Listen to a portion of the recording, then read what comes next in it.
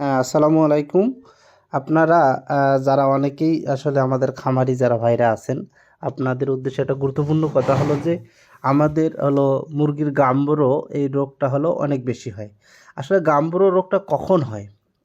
Gumboro রোগটা হয় মূলত আপনার ২ সপ্তাহ পরে থেকে, অর্থাৎ ১০ দিন পরে যদি হিসাব করেন, ১০ দিন পর থেকে ২ মাস পর্যন্ত এই সময়টাতে মুরগি যদি এরকম ঝিমিয়ে থাকে, ভালো মুরগি, সুস্থ মুরগি দেখবেন যে হঠাৎ করে দেখবেন যে ঝিমিয়ে আছে বা খাওয়া দাওয়া কম করতেছে না, ২-১টা মারা যেতে পারে।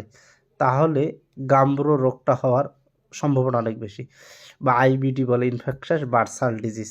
মানে ইয়ং অবস্থায়, অর্থাৎ গ্রোয়িং অবস্থায়, যে মুরগিগুলো গ্রোয়িং অবস্থায় থাকে, যে আপনার ১৫ দিন, ২০ দিন, ৩০ দিন, ৩৫ দিন, ৪০ দিন, ৫০ দিন এরকম বয়স যে মুরগিগুলোর থাকে, যদি হঠাৎ করে ঝুমিয়ে থাকে, খাওয়া দাওয়া কম করে, তাহলে বুঝবেন যে আপনার মুরগির গাম্বুরো রোগটা হওয়ারই সম্ভাবনা প্রায় 19%।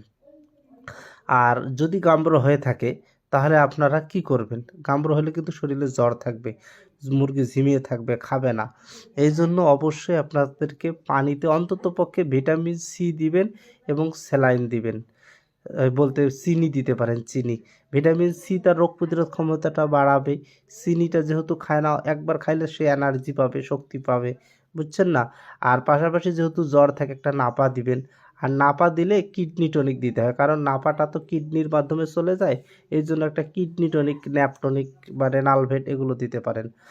আর যেহেতু সেকেন্ডারি ব্যাকটেরিয়াল ইনফেকশন কমানোর জন্য একটা অ্যান্টিবায়োটিক সবথেকে ভালো হলো